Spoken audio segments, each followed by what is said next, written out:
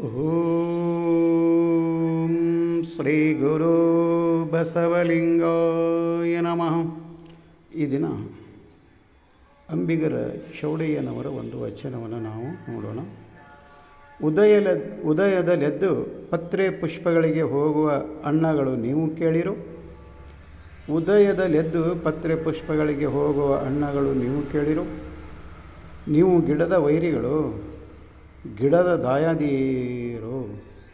ನೀವು ಗಿಡದ ವೈರಿಗಳು, ಗಿಡದ ದಾಯಾದೀರು.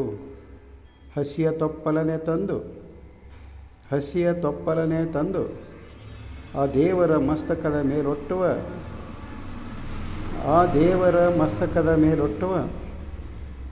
ಆ ತೊಪ್ಪಲನೆ ತಂದು ಬಿಸಿ ಮಾಡಿ ಪಶುಪತಿಯಂದು ಜಂಗಮಕ್ಕೆ ನೀಡಿದೊಡೆ.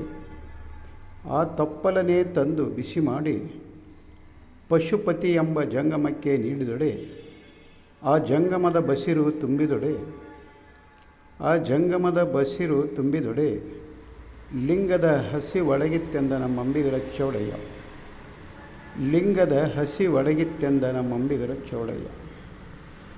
ಇಲ್ಲಿ ಅಂಬಿಗರ ಚೌಡಯ್ಯನವರು ಒಂದು ಲಿಂಗಾರ್ಚನೆಯ ಬಗ್ಗೆ ಮತ್ತು ಒಂದು ಜಂಗಮ ದಾಸೋಹದ ಬಗ್ಗೆ ಇಲ್ಲಿ ನಮಗೆ ತಿಳಿಪಡಿಸ್ತಾ ಇದ್ದಾರೆ. ಸಾಮಾನ್ಯವಾಗಿ ನಾವು ನೋಡ್ತಾ ಇದ್ದೇವೆ, ಈ ದಿನಮಾನದಲ್ಲಿ ಅನೇಕ ಜನರು ಆ ಲಿಂಗಾರ್ಚನೆ ಮಾಡುವಾಗ ಲಿಂಗನ ಕಾಣೋದಿಲ್ಲ. ಅದು ಬರೀ ಅಂಗೈ ಮೇಲೆ ಅಷ್ಟೇ ಅಲ್ಲ, ಮತ್ತು ಆ ಲಿಂಗ ಸುತ್ತಲೂ ಒಂದು ಬೆಳ್ಳಿದು ಒಂದು ಇದನ್ನು ಮಾಡಿರ್ತಾರೆ. ಆ ಹೂವು ಇಡಾಕಂತ ಹೇಳಿ ಆ ಬೆಳ್ಳಿದೊಂದು ಆ ಲಿಂಗ ಮಧ್ಯೆ ಮಾಡಿ ಅದನ್ನೆಲ್ಲ ಇಟ್ಟು ಅದ್ರ ತುಂಬ ಹೂವು ಒಂದು ಗೋಪುರ ಒಟ್ಟಿದಂಗೆ ಒಟ್ಟಿರ್ತಾರೆ ಅವರು. ಆ ಗೋಪುರ ಒಟ್ಟಿದಂಗೆ ಒಟ್ಟಿ ಲಿಂಗ ಪೂಜೆ ಮಾಡಿದ್ವಿ ಅಂತ ಹೇಳ್ತಾರೆ. ಆದರೆ ಲಿಂಗನ ಕಾಣೋದಿಲ್ಲ ಅವರಿಗೆ. ಕರದಲ್ಲಿ ಹಿಡಿದಂಥ ಲಿಂಗ ಅವ್ರಿಗೆ ಕಾಣೋದೇ ಇಲ್ಲ. ಎಲ್ಲ ಅದನ್ನು ಹೂವಿನಿಂದ ತುಂಬಿ ಒಂದಿಷ್ಟು ಎತ್ತರ ಲಿಂಗ ಎಲ್ಲ ಹೂವಿನಿಂದ ಮುಚ್ಚಿ, ನಾವು ದೊಡ್ಡ ಪೂಜೆ ಮಾಡಿದ್ವಿ, ಅಷ್ಟು ಬಿಲ್ವ ಏರಿಸಿದ್ವಿ, ಇಷ್ಟು ಪತ್ರೆ ಏರಿಸಿದ್ವಿ, ಇಷ್ಟು ಹೂವು ಏರಿಸಿದ್ವಿ ಅಂತ ಹೇಳಿ ಅವರು ಆ ಥರ ಒಂದು ಢಾಂಬಿಕ ಭಕ್ತಿಯನ್ನು ಅವರು ತೋರ್ಪಡಿಸ್ತಿರ್ತಾರೆ. ಅದನ್ನು ಇನ್ನು ಒಂದು ಮಡ್ ಭಕ್ತರು ಅವ್ರದ್ದು ನಿಂತ್ಕೊಂಡು ನೋಡ್ತಾ ಇರ್ತಾರೆ. ಅವರು ಸ್ವಾಮಿಗಳು ದೊಡ್ಡ ಪೂಜೆ ಮಾಡಿದರು, ಇಷ್ಟು ಎತ್ತರ ಹೂವು ಒಟ್ಟಿದ್ರು, ಅದೇನು ಲಿಂಗನ ಕಾಣ್ತದಲ್ಲ ಆ ನಮೂನಿ ಹೂವು ಒಟ್ಟು ಪೂಜೆ ಮಾಡಿದರು ಅಂತ ಹೇಳಿ ಈ ಮಳ್ಳ ಭಕ್ತರು ಅವ್ರು ನೋಡಿ, ಸ್ವಾಮಿಗಳು ನೋಡಿ ಇದು ದೊಡ್ಡ ಪೂಜೆ, ಮಹಾಪೂಜೆ ಅಂತಿರ್ತಾರೆ. ಆದರೆ ಇಲ್ಲಿ ಅಂಬಿಗರ ಚೌಡಯ್ಯನವರು ಇಲ್ಲಿ ಲಿಂಗ ಪೂಜೆ ಅನ್ನೋದು ಕೇವಲ ಒಂದು ಸಾಂಕೇತಿಕವಾಗಿರಬೇಕು, ಅದು ಸರಳವಾಗಿರಬೇಕು ಅನ್ನೋದನ್ನು ಇಲ್ಲಿ ಹೇಳ್ತಿದ್ದಾರೆ ಅವರು. ಅವ್ರು ಏನು ಹೇಳ್ತಾರೆ, ಉದಯದಲ್ಲೆದ್ದು ಪತ್ರೆ ಪುಷ್ಪಗಳಿಗೆ ಹೋಗುವ ಅಣ್ಣಗಳು ನೀವು ಕೇಳಿರೋ. ಏನು ಮುಂಜಾನೆ ಎದ್ದು ನಾವು ಹೂವು ಕೊಯ್ಯೋದಕ್ಕೆ ಮತ್ತು ಪತ್ರೆ ಕೊಯ್ಯೋದಕ್ಕೆ ಅಲ್ಲಿ ಹೂವು ಪತ್ರೆ ಬೇಕು. ಎಷ್ಟು ಬೇಕು? ಒಂದೇ ಹೂವು ಆದರೂ ಸಾಕು, ಒಂದು ಪತ್ರೆ ಆದರೂ ಸಾಕಲ್ಲಿ ಲಿಂಗ ಪೂಜೆಗೆ. ಆದರೆ ಅದನ್ನು ಒಂದು ಚೀಲ ತುಂಬ ಎತ್ಕೊಂಬರೋದು ಹೂವು ಪತ್ರೆಯನ್ನು. ಅದಕ್ಕೆ ಬೆಳಗ್ಗೆ ಎದ್ದು ಉದಯದಲ್ಲೆದ್ದು ಏನು ನೀವು ಆ ಹೂವು ಹರಿಯೋಕೆ ಪತ್ರೆ ಹರಿಯೋಕೆ ಹೋಗ್ತಿರಲ್ಲ, ಹೋಗುವಂಥ ಹಣ್ಣುಗಳು ನೀವು ಕೇಳಿರೋ ಅಂತ ಹೇಳ್ತಾರೆ ಅವರು.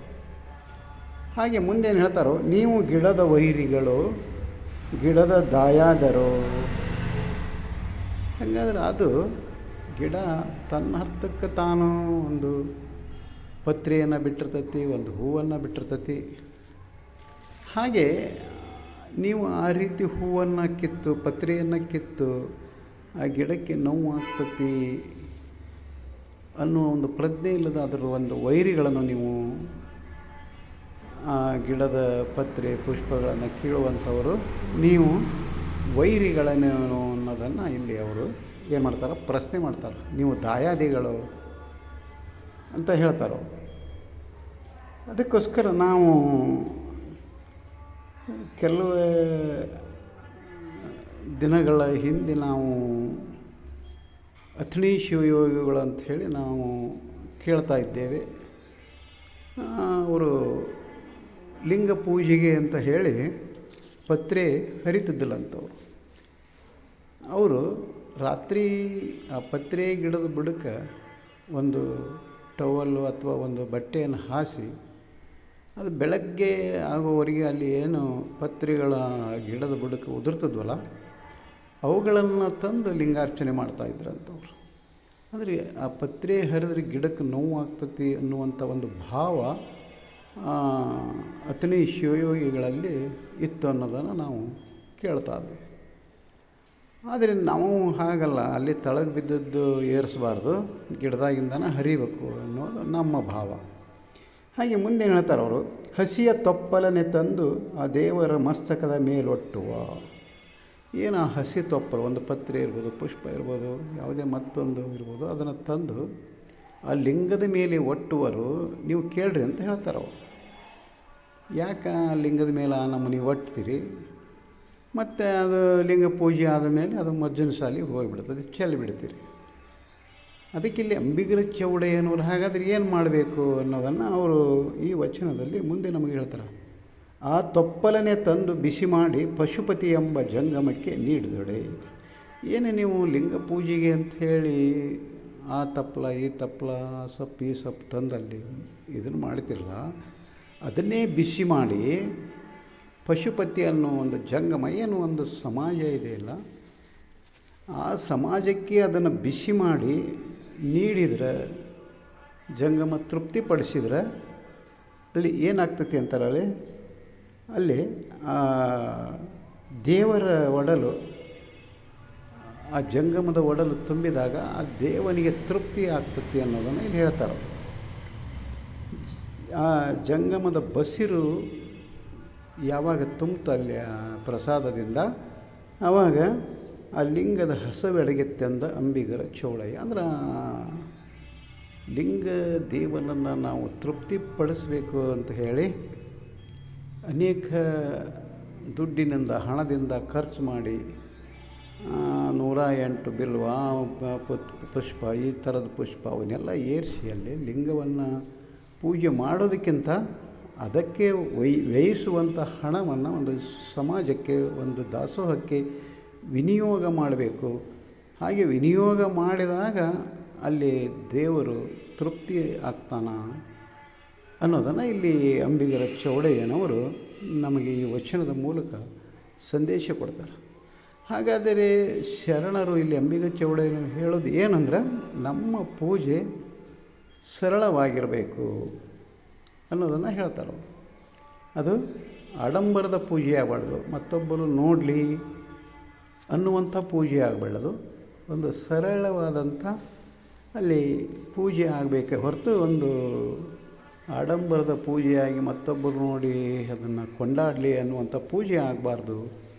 ಮತ್ತು அந்த ಪೂಜೆಗಾಗಿ ನಾವು ಸಾವಿರಾರು ನೂರಾರು ರೂಗಳನ್ನು ವ್ಯಯಿಸುವುದನ್ನು ಬಿಟ್ಟು ಅದನ್ನೇ ಒಂದು ದಾಸೋಹಕ್ಕೆ ವಿನಿಯೋಗ ಮಾಡಿರಿ ಅನ್ನೋದನ್ನು ಇಲ್ಲಿ ಅಂಬಿಗರ ಚೌಡಯ್ಯನವರು ಈ ವಚನದ ಮೂಲಕ ನಮಗೆ ತಿಳಿಪಡಿಸ್ತಾ ಇದ್ದಾರೆ. ಅದಕ್ಕೋಸ್ಕರ ನಾವು ಸಹಿತ ಅದಕ್ಕೆ ಇಲ್ಲಿ ನಾವು ಒಂದು ಮುಖ್ಯವಾದ ವಿಷಯವನ್ನು ಇಲ್ಲಿ ನಾವು ಗಮನಿಸಬೇಕು. ಇಲ್ಲಿ ಲಿಂಗಾಯತ ಧರ್ಮದಲ್ಲಿ ಗುರು ಬಸವಣ್ಣನವರು ಕೊಟ್ಟಂಥ ಅಷ್ಟಾವರಣ, ಈ ಅಷ್ಟಾವರಣದಲ್ಲಿ ಎಲ್ಲಿ ಪತ್ರೆ ಪುಷ್ಪ ಉದಿನ ಕಡ್ಡಿ ಇವ್ಯಾವೂ ಅಲ್ಲಿ ಪ್ರಸ್ತಾಪ ಆಗೋದೇ ಇಲ್ಲ. ಇಲ್ಲಿ ಕೇವಲ ಗುರು ಲಿಂಗ ಜಂಗಮ ವಿಭೂತಿ ರುದ್ರಾಕ್ಷಿ ಮಂತ್ರ ಪಾದೋದಕ ಪ್ರಸಾದ. ಅಂದರೆ ಈ ಅಷ್ಟಾವರಣಗಳಲ್ಲಿ ಬರೋದು ಮೊದಲಿಗೆ ಗುರು, ಅನಂತರ ಲಿಂಗ, ಅನಂತರ ಜಂಗಮ. ಅದಕ್ಕೆ ಬರೋದು ವಿಭೂತಿ ರುದ್ರಾಕ್ಷಿ ಮಂತ್ರ, ಆ ಫಲಗಳ ಪಾದೋದಕ ಪ್ರಸಾದ. ಇಲ್ಲಿ ಎಲ್ಲಿ ಹೂವು ಅಷ್ಟು ಹೂ ತಂದೇರಿಸ್ರಿ, ಇಷ್ಟು ಪತ್ರಿ ತಂದೇರಿಸ್ರಿ ಅಂಥೇಳಿ ಇಲ್ಲಿ ಅಷ್ಟಾವರಣದಲ್ಲಿ ಎಲ್ಲಿ ಅವರು ಗುರು ಬಸವಣ್ಣನವರು ಪ್ರಸ್ತಾಪ ಮಾಡಿಲ್ಲ. ಇಲ್ಲಿ ಲಿಂಗ ಪೂಜೆ ಅನ್ನೋದು ಒಬ್ಬ ವ್ಯಕ್ತಿಗೆ ಸಂಬಂಧಿಸಿದ್ದೇ ಹೊರತು ಅದು ಮತ್ತೊಬ್ಬರಿಗೆ ತೋರ್ಪಡಿಸುವಂಥದ್ದಲ್ಲ. ಅದು ಎಷ್ಟು ಸರಳ ಆಗ್ತೈತಿ ಅಷ್ಟು ಸರಳವಾಗಿ ಆ ಪೂಜೆಯಲ್ಲಿ ನಾವು ತೊಡಗಬೇಕು ಅನ್ನೋದು ಒಂದು ಲಿಂಗಾಯತ ಧರ್ಮದ ಒಂದು ಸದುದ್ದೇಶ. ಹಾಗಾದರೆ ನಮಗೂ ಸಹಿತ ಇಲ್ಲಿ ಅಂಬಿಗರ ಚೌಡಯ್ಯನವರು ಹೇಳೋ ಹಾಗೆ ಅಷ್ಟು ತಂದು ಪೂಜೆ ಮಾಡಿದೆ, ಇಷ್ಟು ತಂದು ಪೂಜೆ ಮಾಡಿದೆ, ಅಷ್ಟು ಖರ್ಚು ಮಾಡಿದೆ ಪೂಜೆಗೆ ಅನ್ನುವ ಬದಲಾಗಿ ಕೇವಲ ಒಂದು ಸರಳವಾಗಿ ಒಂದು ಸಾಂಕೇತಿಕವಾಗಿ ಅಲ್ಲಿ ಪತ್ರಪುಷ್ಪಗಳನ್ನು ನಾವು ಏರಿಸಿ ಪೂಜೆ ಮಾಡಬೇಕು ಅಂತಹ ಭಾವ ನಮಗೆ ಬರಬೇಕು ಅಂದಾಗ ಮತ್ತೆ ನಾವು ಅಲ್ಲಿ ಏನು ಮಾಡಬೇಕಂದ್ರೆ ಶರಣರ ವಚನಗಳನ್ನು ಓದಲೇಬೇಕಾಗ್ತದೆ. ಶರಣರ ವಚನಗಳನ್ನು ಓದಿದಾಗ ಅಲ್ಲಿ ನಮಗೆ ಆ ಪೂಜೆಯ ಒಂದು ಮಹತ್ವ ಮತ್ತು ಈ ಪ್ರಕೃತಿಯಲ್ಲಿ ಬೆಳೆದಂಥ ಹೂವು, ಹಣ್ಣು, ತಪ್ಪಲು ಇವುಗಳ ಒಂದು ಮಹತ್ವ ನಮಗೆ ತಿಳಿತೈತಿ. ಅದಕ್ಕೋಸ್ಕರ ವಚನಗಳನ್ನು ಓದೋಣ, ಪಚನ ಮಾಡಿಕೊಳ್ಳೋಣ ಅಂತ ಹೇಳುತ್ತಾ ಈ ವಚನಕ್ಕೆ ವಿರಾಮ ಕೊಡ್ತಾ ಇದ್ದೇನೆ. ಶರಣು ಶರಣ.